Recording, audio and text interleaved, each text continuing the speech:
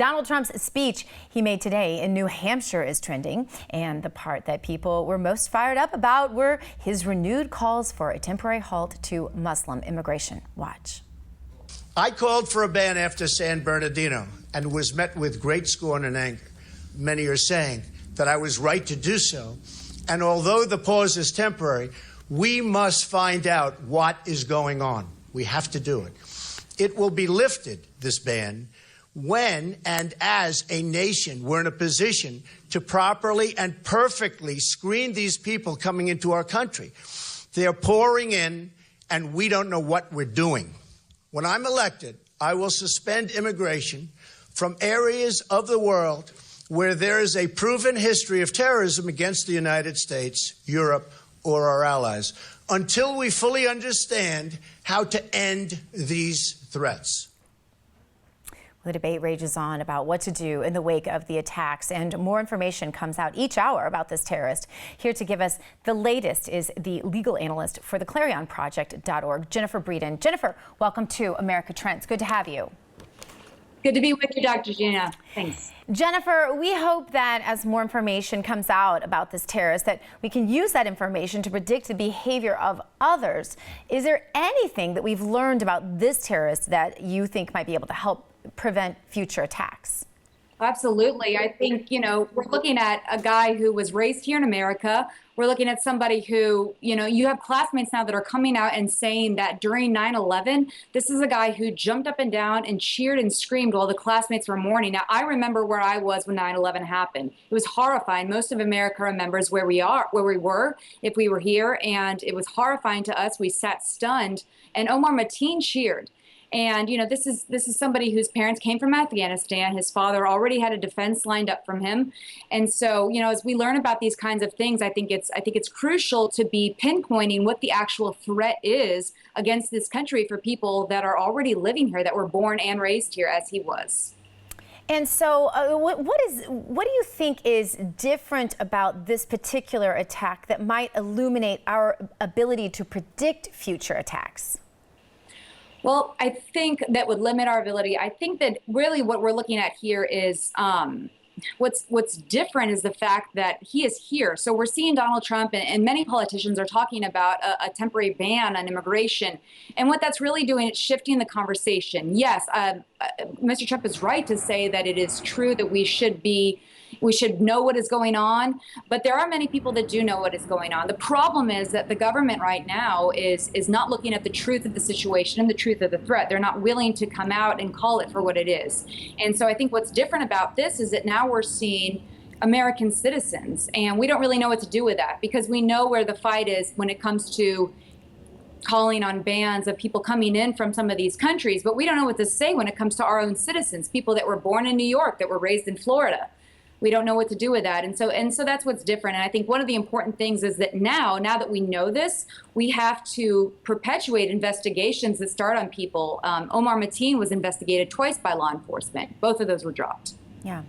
The other interesting point is that, we tend to think of radicalization occurring more often or more easily, I guess, in first-generation immigrants. But he was a second-generation immigrant, and it really opens up a whole can of worms as to who's radicalizable, if that's a word. I'm not even sure that's a word. Of course it is. But can you comment on that? Absolutely, yes. And it's tough because you really don't know. We've seen a lot of young teenage girls from the West and from European countries and from the United States that have wanted to join this. And that's one of those things that is interesting, because this is a society that idolizes celebrities. So we have lots of young girls that are in school. They want to feel part of something. They want to feel accepted. And then they get attention from, say, a good-looking boy, a young boy from this organization in the Middle East that wants to talk to them, and that's how they get involved. I mean, we have Shannon Connolly of Colorado who gave depositions to that nature.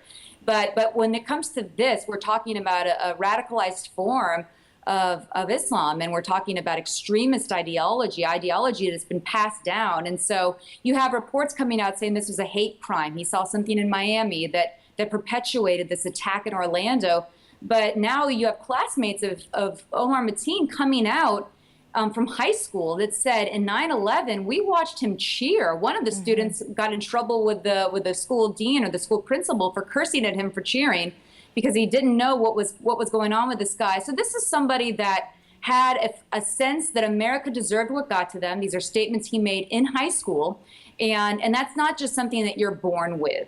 That's not something you're born with. That's something that you are taught. That's something that is learned. So I think that it's important that we continue to look into his family ties, into his father, or anybody that he might have been in close contact with growing up. I agree. Legally, this is complicated, and this is where your expertise comes into play. We can't profile. At least we've been taught that it's very politically incorrect to profile, and if there's any record of anyone profiling, they can be accused and in trouble themselves. So what really are the answers here? Because it seems like there was every sign this guy could snap at any given moment. Why wasn't he stopped? And what laws, specifically my question, what laws can we change so that this doesn't happen again? Dr. Gina, you're absolutely right. This is actually a two-level discussion right here. This is a two-level answer. The first is that back several years ago, and this has been an ongoing issue, the federal government started prohibiting investigations on people if it had anything to do with their religious identity. This didn't mean a prohibition on people, on investigating people just because of their religion. This was just if somebody had maybe ties to Al-Qaeda or another extremist organization or another terrorist group. If it was just because they went to a mosque that might be a radicalized mosque or something that might have taught more radicalized theology, federal government restricted any investigations into that. And you look at Omar Mateen, for example, who was investigated twice by local law enforcement, and both times the FBI dropped it. And because they didn't want to do this. And so there's one sense there where we need to allow our local law enforcement the freedom to continue their investigations into people. Obviously, there are millions upon millions of Muslims that are peaceful, that are reformists, that are speaking out against this violence, these atrocities. And those aren't people that are going to be investigated. And so there should be no concern there. As anybody else that would say that if there's an extremist, I'm part of that religion, I'm going to be fine if they're looking and investigating extremist portions of my religion because I know that I have nothing to fear if I don't adhere to that ideology.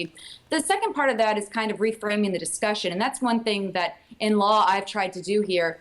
There's no universal definition for terrorism. That's something that we've never been able to agree on. It's a word that's been around for a very long time. And because of that, terrorism has just become this negative connotation word that we use to really just classify our enemies. You look at Russia, for example, they have a terrorism law. It's basically anybody that's against the government is somebody that can be a terrorist. And so we have no universal definition for this. It's just something out there that's kind of this mysterious thing. But the fact is, when you look at the ideology of ISIS, for example, the ideology of these extremist organizations, of what they intend to do, and that is to cleanse the world of impurities, of sinners, and to absolutely murder them. For sure, take a closer look at that. I'm so sorry we're out of time, Jennifer. Great to have you. More America Trends. Stay with us.